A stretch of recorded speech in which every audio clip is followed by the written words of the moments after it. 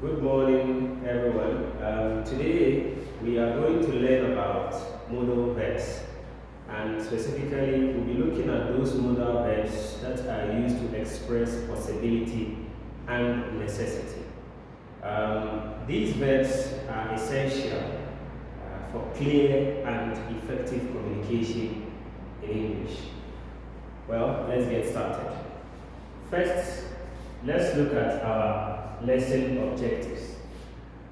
By the end of this lesson, learners will be able to 1. Understand and use modal verbs for possibility, i.e. might, may, could, as well as that of necessity, that is must and have to. Secondly, learners will be able to create sentences using modal verbs in different contexts. And finally, learners will be able to identify appropriate contexts for using different modal verbs. Good. So, without wasting time, let's move on to the next thing. There's a very interesting activity I want us to do, which is a very quick warm-up activity. Now, let's do this quick warm-up. I have these two sentences on the slide. We have sentence 1, and then I have sentence 2. Now, you are going to pick a partner. I'm not going to do that. I want you to pick your own partner, and then you discuss with your partner what you think is the difference between might and have to. That is the difference between might and then have to. I just want you to have that discussion with your partner. I give you just 1 minute to do that. After 1 minute, we'll come back and then we have a very brief discussion on that. Alright, so your time starts now. Alright, time up. Thank you. Time up. Now let's get to continue with the discussion as a whole class.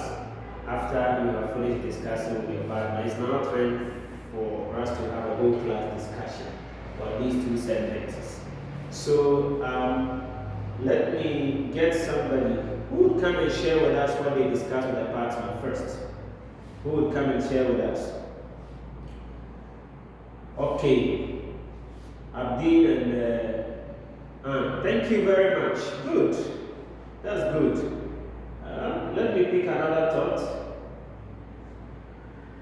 Okay, very good, very good. I'm really impressed with your level of cooperation and participation in this activity. Let me pick the final one from this particular pair. Okay, good. So that's excellent. So might simply shows possibility. So it more or less means you are not too sure if you will go to the party. So the first sentence, I might go to the party, means you are really not sure whether you will even go to the party or not. Whilst in the second sentence, have to really shows necessity. That means that it is really necessary that you finish your homework. It is really necessary that you finish your homework.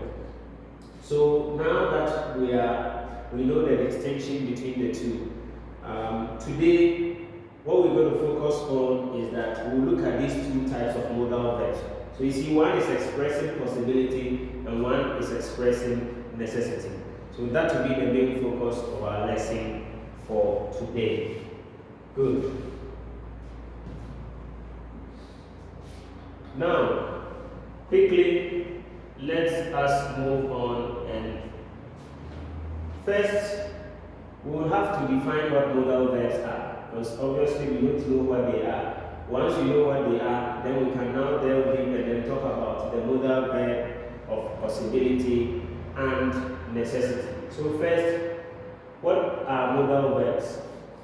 Here, we say they are auxiliary verbs that actually expresses different levels of possibility, necessity, or if you like, obligation, right?